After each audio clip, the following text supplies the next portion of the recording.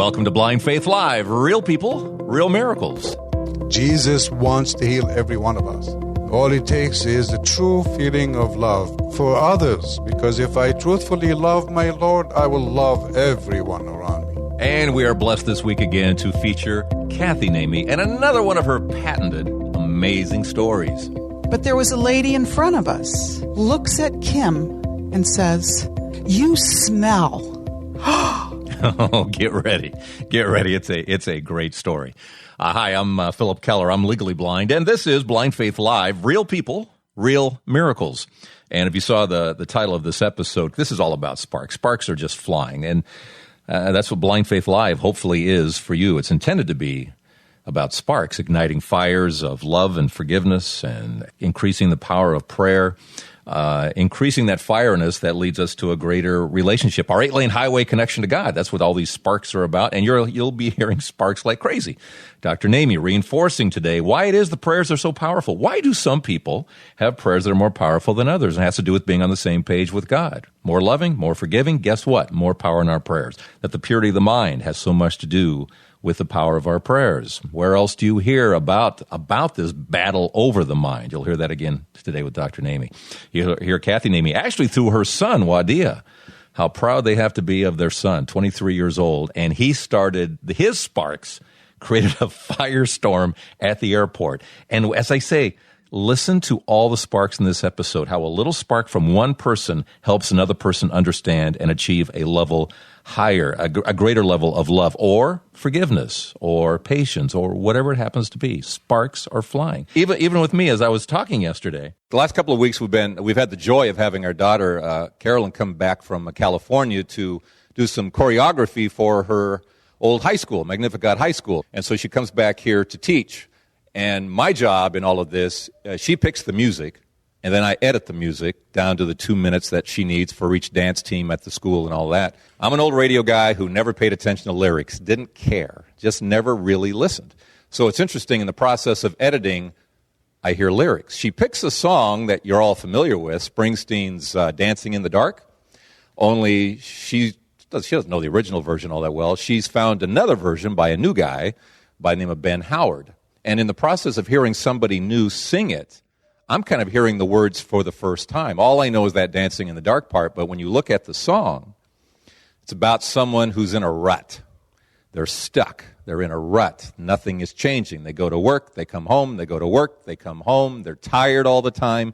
There is no inspiration in their life. They're in a rut, but they know out there somewhere there's something going on. They just don't know what it is, and they don't know how to get into that. They just stay in their rut. And the key phrase that jumps out at me as we spiritualize these lyrics is you can't start a fire without a spark. Can't start a fire without a spark. And all of you are here because there was a spark somewhere along the way. You heard something, you saw something tied into a belief system in you that says maybe I can get a miracle as well. And even if you think, after a number of years, those of you who have been here a million times, and you think you have this raging fire going on inside you, right? And then there's still those moments. I had one a week ago. A week ago, I'm low. I'm just feeling really low. I'm feeling that God is not inspiring me as He should be on my time frame. And in particular, I'm questioning Blessed Mother Mary. I prayed to her, and she was answering these prayers beautifully, and then it just seemed we got into a rut. I just wasn't feeling that prayer being answered from the Blessed Mother Mary interceding for me. And a week ago, I'm at home, and my phone rings, and I answer the phone, and it's from somebody I've never heard before. It's a recorded message. It's a woman, and she says, "Hello, this is the St. Mary's prayer service. Do you need a prayer right now? Press 1 if you'd like to talk to one of our prayer people. Press 2 if you never want to hear from us again." Message to Philip is, are we okay? Are you questioning? Are we connected? Are your prayers being answered? And I just kind of chuckle and go, you're good. And I just hung up and let it go.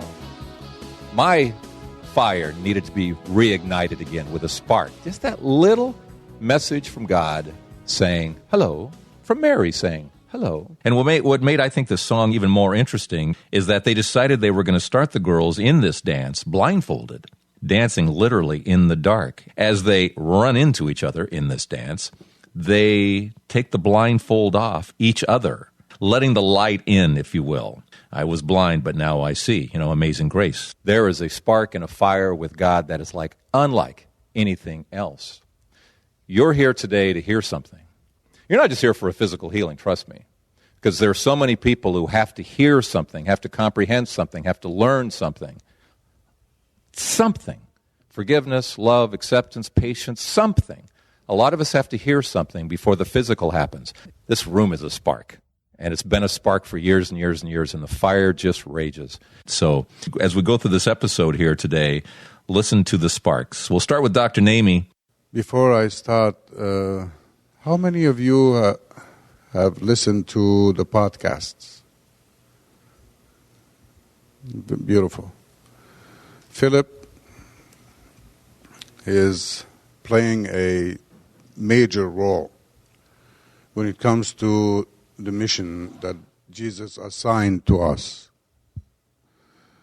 And he's done so much already. All the questions, in my opinion, are already answered on those podcasts. Because there are so many issues and so many questions that come to everybody's mind. It's a complicated thing. But he has played such a beautiful role in conveying the right message, in simplifying things and explaining things. Because those issues are so complex for some reason for us. And we are in need of somebody like that. And I'm very proud to have him working with me. God bless you, Philip.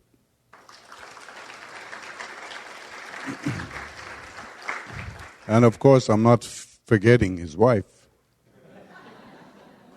because she has been very instrumental there in completing everything. So God has blessed us with many beautiful people around us. Now, whoever is within God does not think about themselves. We always think about the well-being of everybody else. That's what love is. And don't underestimate the power of your mind. God is about mind over matter. And like it is written, the Son of God holds everything together by the power of his mind. And let's not forget one very important thing. God created us according to his image and likeness. Adam, at the beginning, he named everything that God created, because his mind reflected the mind of God.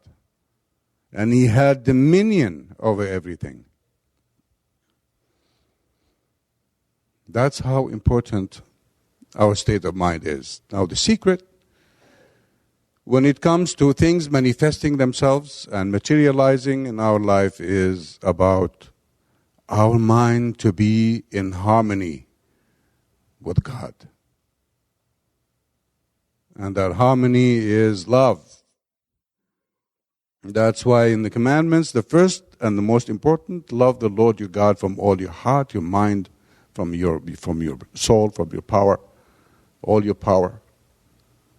That's how important that thing is. And again, everything is about the truth. Now, I cannot claim that I love God, and I have some bad feelings about anybody around me. Christianity is about love and forgiveness. We even pray and love our enemies. And things do materialize, and things do change. Even some scientific works were done that prove the point when it comes to the human intention. There is no question, there is no doubt whatsoever about the power of the human intention. Especially when that intention fits within the same frame of mind. Love. I have been dealing with many issues over the years, and I asked the question about the podcasts because this has been the puzzle for me. And this has been the thing that I've been struggling with, especially caring about people. People ask nonstop. I have the faith, I pray, and nothing has happened so far to me. And to tell you the truth, I feel very saddened when Christians come in and ask me that question. It tells me so much about the state of affairs when it comes to the church in general on this earth. We are lacking in the basic principles. The enemy has been very successful so far in infiltrating the churches and in confusing the minds. Knowledge, progressively over the centuries, has been taken out. To revert back to where I started, your state of mind is the most important. It's not the act. It's the orientation. It's about the truth that is within us. It's about our love. Love for the neighbor, love for everyone around us. It's about us caring about everything. That's how the transformation happens. And if we contemplate it a little tiny bit, it could drive us into that place where we could allow the mind of God to be reflected within us, and we experience the healings. And we experience even the healings of others that we are praying for. We have a spiritual consciousness that is capable of reflecting the mind of God, like St. Paul put it, and we reflect the mind of Christ. And we have the physical consciousness that is supposed to reflect the same way, just like he told the disciples, whoever saw me saw the Father already, because he is the exact reflection. He is the image. Jesus wants to heal every single one of us. We are the ones who decide. We are the ones who open the door for the Lord to manifest himself within us. The free will is the mark of the infinity of God. We are not programs. Look at the beauty of the Creator. Look at the beauty of that Trinity. The free will. The free will is the mark of that infinity of our Lord. I have to make up my mind. I have to offer myself to Jesus.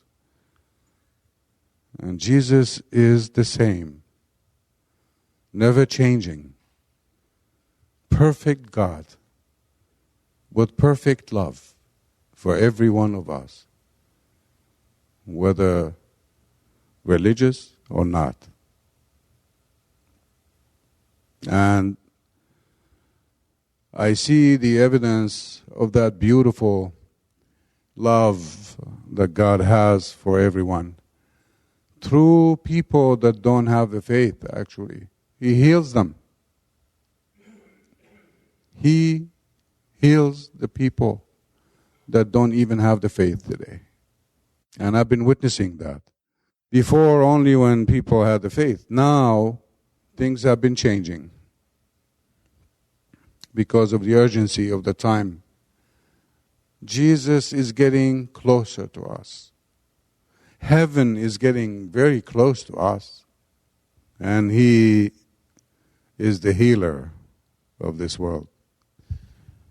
Don't ever allow that thought to come to your mind that Jesus does not want to heal us. This is not true. from all the years of experience that I've had, from all that I've witnessed, and I've witnessed thousands upon thousands of healings. Jesus wants to heal every one of us.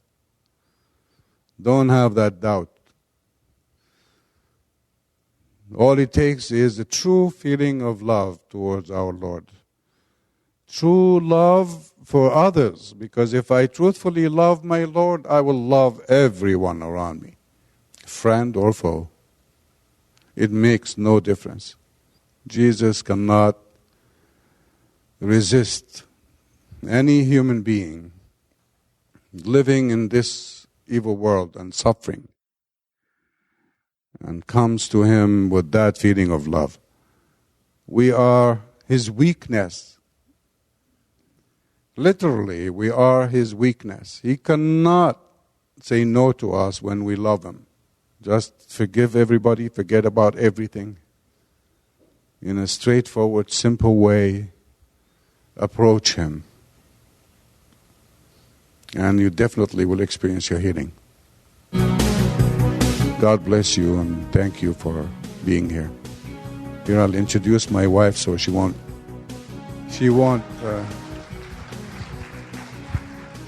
complain. He introduced me today. Yes, miracles do happen. Kathy's being introduced at this healing service and has a couple of beautiful stories to tell. Kathy Nemeh on Blind Faith Live. Real people, real miracles. Dr. Nemeh, this is his life. You are his life. Every single person that he comes in contact with, that's his life. His kids, his wife come second. God, everybody, and I'm part of everybody. Do I feel slighted? Absolutely not. We were walking in the Heinens last Saturday, and I said, my 56-year-old cousin passed away suddenly this morning, and he said, oh, God rest his soul. And I said, and his wife is having a really difficult time. And he usually answers by saying, she needs to go to her faith, we're here temporarily, so on and so forth. And you need to help her through it. And I said, well, we're all, I'm trying to help her. It's not easy. It happened so quickly. To which he looked at me and he said, Kathy, if you ever died, I'd die with you. And I looked at him and I said, wait a minute, what are you saying? What date is this? I got to write all this down. I said, you have this faith that you have? And he said, no, we're attached as one. And if anything ever happened to you, I think I'd have a heart attack and die. And I just looked at him. I said, that is really beautiful for him to say that to me. And he said, you're my everything. You and the kids are my everything. And I said, well, we can't do it without you either. It goes both ways. And I always tell the kids, you need to be careful what you say, what you do, because a lot of people know your dad, and they know you too, because he's come in contact with thousands of people. Yeah, Mom, don't worry about it.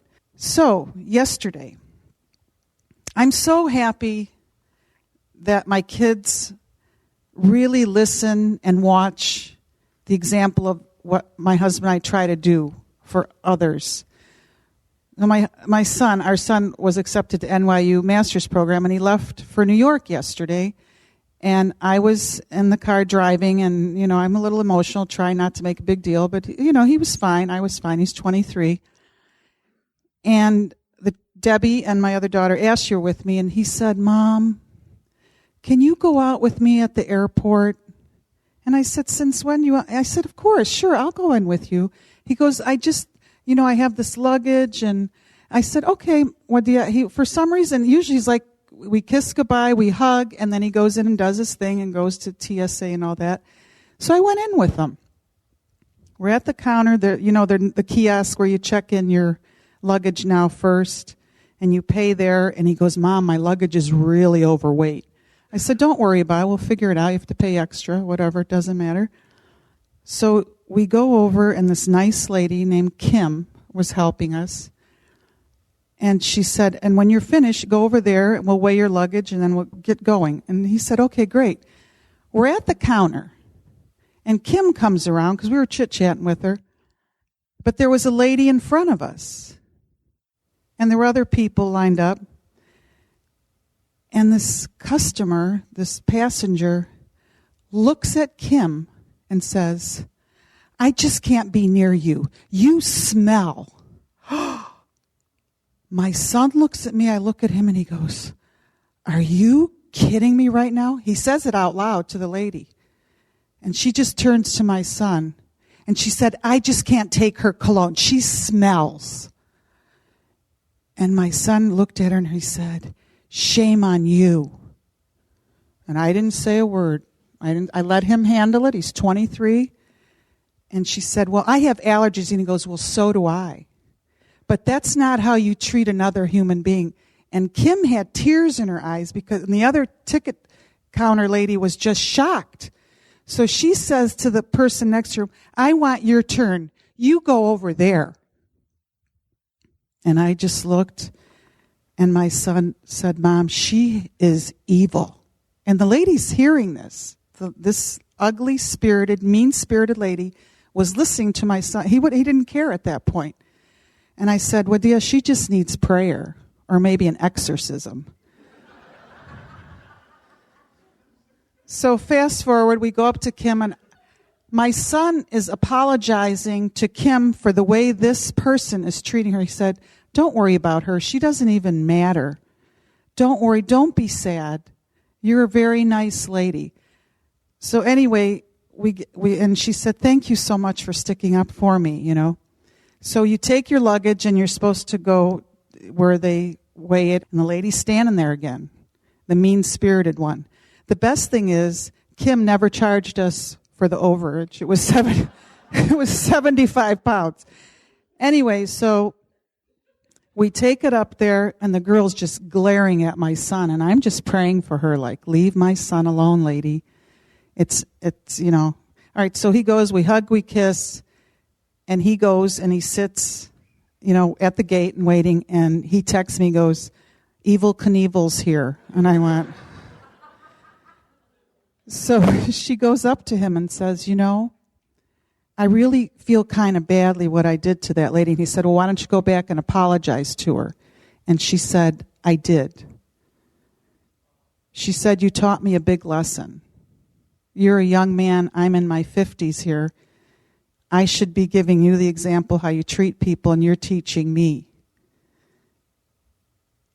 It gets better. There's another couple sitting there, and they come up to him and they said, "You're Dr. Nemeh's son, aren't you?" And he goes, "Yeah, I am." And they said to him, "We heard everything going on. We were in the line. God bless you, and God bless your parents for raising you the way they did." I'm so humbled and so proud of what my son did to stick up for that lady that he doesn't even know, Kim. But when he saw her so devastated, he went, and I always say, go after people in a nice way. And he did. He really did. But look at the lesson that he taught her.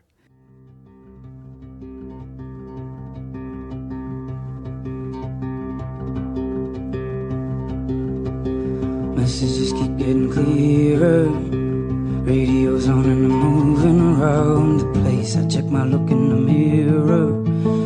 Wanna change my hair, my clothes, my face. Man, I ain't getting nowhere. Oh, I'm just living in the dump like this. There's something happening somewhere. Baby, I just know that there is. You can't start a fire. Can't start a fire without a spark. This gun's for hire. Even if we're just dancing in the dark.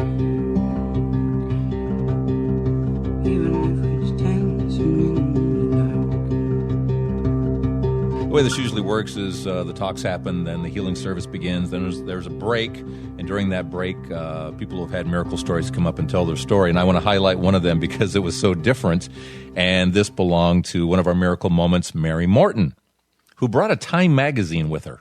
Back in 2012, in January, they told me I had a couple weeks left to live, and maybe a couple months if I took these treatments for my cancer. So I started these treatments, and that was January. By March, I met Dr. Nemeh, and by August, I was cancer-free. So I'm still getting treatments. I'm still going through this process, but I'm still here. I've gotten to see my son graduate and start college and seeing all kinds of great things. But what that I would really like for you to take away today is to share certain things about here, because I recently got this magazine, and I think it's the May issue of Time, the 100 most influential people. And you could see Leonardo DiCaprio is on the cover. Is he really one of the most 100 influential people in the world? Mark Zuckerberg, well, he probably is. And then Nicki Minaj, really. And then the next person, I never even heard of half these people. So there's like Bill Clinton and other people in here that are supposed to be the 100 most influential people. But yet, from what I know and what I think you know, Dr. and Kathy Nemeh, Philip and Elizabeth Keller, the entire Path to Faith team, these people are the most influential people. And we need to start to sort of spread that information. Every week, Philip Keller does a podcast. Elizabeth and Philip work together on these. And they're absolutely, they're so insightful. I can hardly wait to listen to them. It gets me through the week, and it gets me through all the trauma and stuff. It just calms me down, and it gives you hope, and it gives you insight into things that you might need to do to get your healing. So whether you get a healing today or if it's down the line, you can expect it. But you have to surrender. You have to change some things about you and really listen to these and take a card and share it with somebody, because this is the most influential people in the world. Oh, and Mary Morton, I guarantee you the Dr. and Kathy will be on the cover of Time magazine. Just watch. They will be, guaranteed. In the meantime, let's all be a spark for somebody this week. My name is Philip Keller. I'll see you next week on Blind Faith Live. Anybody have anything else they want to share? I just can't be near you. Excuse me? You smell. And I'll have that fixed by then.